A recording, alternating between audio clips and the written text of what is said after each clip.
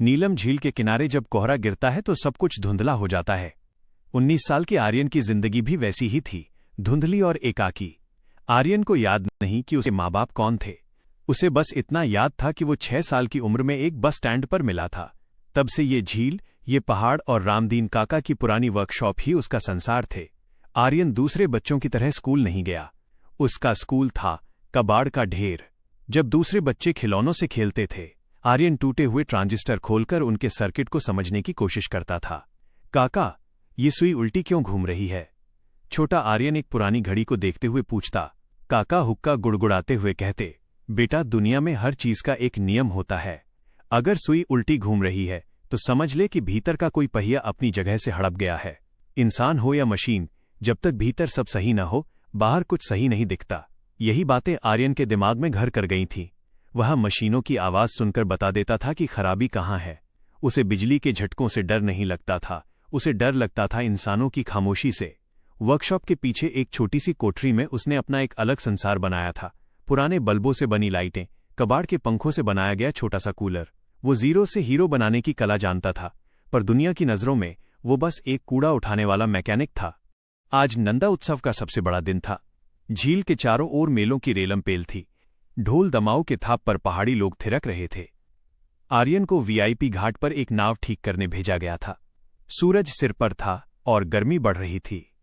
नाव ठीक करके लौटते समय आर्यन की नजर उस काले बैग पर पड़ी। वो बिजली के मुख्य कंट्रोल पैनल के पीछे आधा छिपा हुआ था।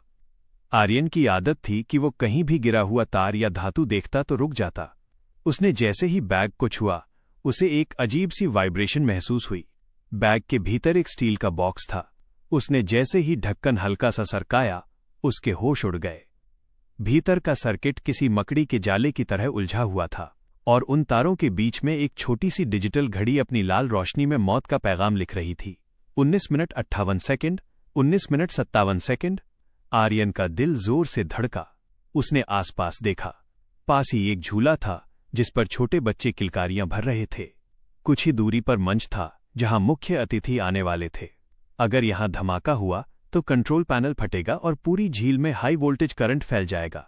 झील में मौजूद सैकड़ों नावें और उनमें सवार लोग पल भर में राख हो जाएंगे। आर्यन पागलों की तरह दौड़ता हुआ पुलिस चौकी पहुंचा। वहां तैनात कांस्टेबल नेगी एक मंत्री के आने की तैयारी में व्यस्त थे। साहब, मेरी बात सुनिए, वहां बम है, बिजली के पैनल के पास। आर्यन चिल्लाया। नेगी ने उसे धक्का दिया। अबे ओ पागल, हट यहां से। जानता है आज कौन आ रहा है? सुरक्षा में खलल डाला तो सीधा जेल जाएगा। जा, अपनी कालिक साफ कर। आर्यन ने हार नहीं मानी। वो दूसरे अफसर के पास गया। साहब, मैं मैकेनिक हूं, मुझे पता है वो क्या है। उसमें टाइमर लगा है, सिर्फ 15 मिनट बचे हैं। लेकिन वहां भी उसे पागल कहकर भगा दिया गया। आर्यन खड़ा रहा। उसकी आंखों में आंसू थे, लेकिन उन आंसुओं में गुस्सा भी था। उसने सोचा, ये लोग मेरी बात इसलिए नहीं सुन रहे क्योंकि मेरे कपड़े गंदे हैं, लेकिन अगर मैं भाग गया तो इन सबको मरने से कौन बचाएगा? उसने एक गहरा सांस लिया और वापस उस बैग की ओर मुड़ा। उसने फैसला कर लिया था, अगर आज मौत आनी है तो वो लड़कर आएगी। आर्यन अब उस डिब्बे के सामने बैठा था। उसने अपना झोला खोला। उसका पुराना घिसा हुआ वायर कटर उसके हाथ में था। टाइमर दिखा रहा था 9 मिनट 12 सेकंड। तभी नेगी कांस्टेबल उसे पकड़ने के लिए वहां पहुंचा। तू फिर यहां आ गया? चल। लेकिन जैसे ही नेगी ने उस डिब्बे के भीतर झांका, उसके चेहरे का रंग सफेद पड़ गया।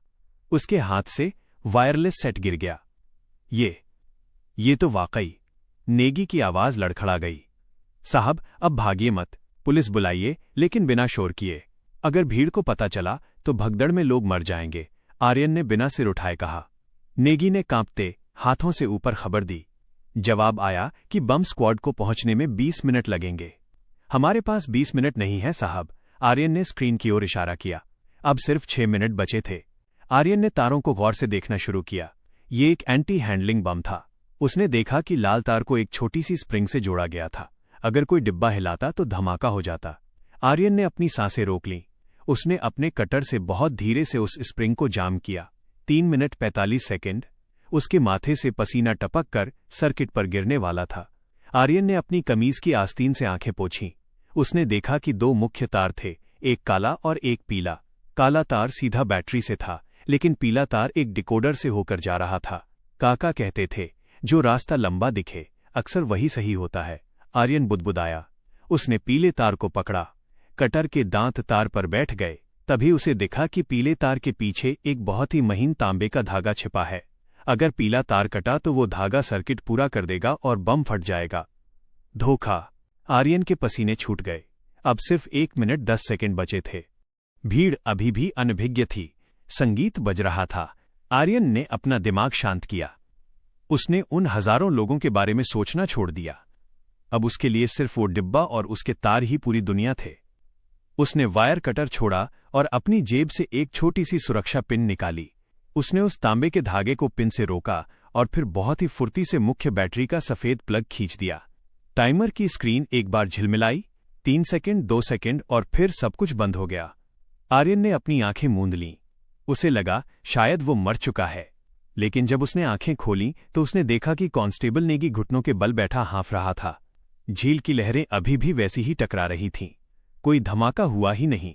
कुछ ही मिनटों में सायरन बजाती हुई बम स्क्वाड की गाड़ियां आ गईं। कमांडो ने जब आर्यन को वहां देखा और सर्किट की स्थिति जांची तो उनके कमांडर ने आर्यन के कंधे पर हाथ रखा।